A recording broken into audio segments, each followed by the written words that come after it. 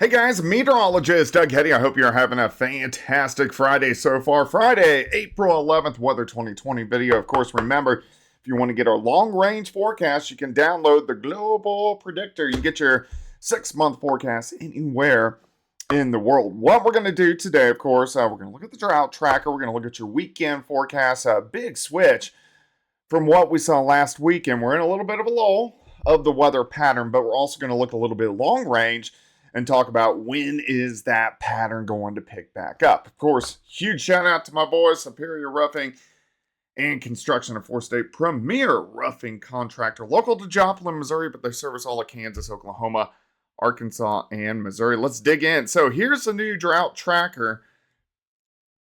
I really wanted to kind of look at this because, of course, we had all the rain that we saw across the region last week. So it's gotten quite a bit better, which is good. So if we look at Missouri, Missouri's pretty good. Arkansas is fine. Most of Oklahoma's fine, but still central Kansas, central Oklahoma into western Oklahoma and Kansas still a little bit dry and would be nice to get a little bit more rain. We do have more rain in the forecast, just not over the next couple days. So first off, let's go in chronological order. Let's see what's going to happen first, and then we'll look long range. All right, so we have the reason it's a little bit cooler today. Had a cold front that rolled through last night. You can see some showers out across the eastern half of the country. Besides that, it's pretty quiet. Here's our next storm system. For most of us, this is just going to drop a cold front through and cool us back down just a little bit Monday and Tuesday. But ahead of it, we see a really nice warm up. All right, this afternoon, not bad. 62, 64 in KC, 73 in Tulsa, Fort Smith, 60 in West Plains. Kind of chilly for us tonight. We drop back lower 40s for most of us. 45 in Topeka, 48 in Tulsa, Bentonville, 41, Springfield, 41. But here's the good news. We stay above that frost level, which is something we always want to see. Fantastic Saturday. Mid 70s. Sunny. Yeah, a little windy, but not too bad. Pushing 80 once you get out across central and western parts of Kansas. And then heading into Sunday, it gets even warmer. So if you need to get outside, I got to do yard work. I busted a mower blade a couple weeks ago. I haven't had a chance to fix it, so that's the first thing I'm going to do tomorrow morning.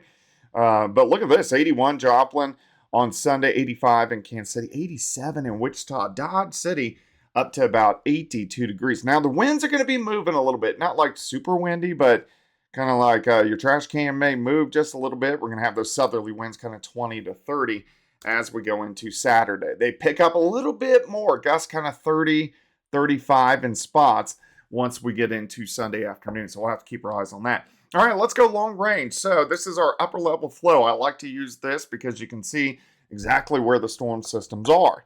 You see one passing to our north as we get into Sunday. All it's going to do for the 4-state weather area is mainly drag a cold front through Sunday night into Monday morning. So a little bit cooler Monday into Tuesday. We have this disorganized mess that pulls out Wednesday into Thursday that could give us some showers and thunderstorms. But then we're just kind of really waiting for that active stretch of the pattern. So once we get into next weekend, notice how storm systems start to load out across the western third of the country. So if we pull up some raw models, let me show you this real quick. So here's today. I want you to notice the flow. So here's our jet stream, goes up into Montana and then slides down across the eastern third of the country. And that's why we are a little bit cooler for us today. Now, if you want to know where we are in the pattern, look at March 1st, about a 41-day cycle. Look at the flow. Jet stream up towards Montana and then slides down across the eastern third of the country. So that's where we are. Now, severe weather really started to kind of pick up for us once we got, especially in the middle of March. So that's kind of what I'm really watching. So let's go through next week, this disorganized mess, the middle of next week. But here's kind of what I'm really watching. See this? Once we get to April 21st, 22nd, we start to get more organized storm systems kind of pushing out into the central plains. And notice how they constantly reload. And this is a very, very typical setup. I mean, one, it's right on track with the LRC, the cycling weather pattern, but a very typical setup that we see in severe weather season to get showers and thunderstorms and severe weather. Let's change this up. Let's go to precip.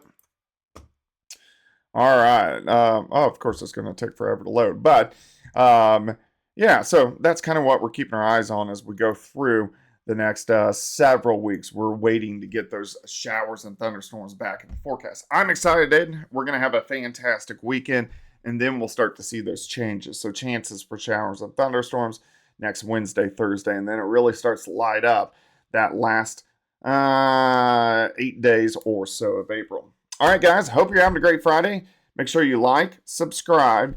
Any comments, leave them in the comment section below, and I'll see you guys tomorrow.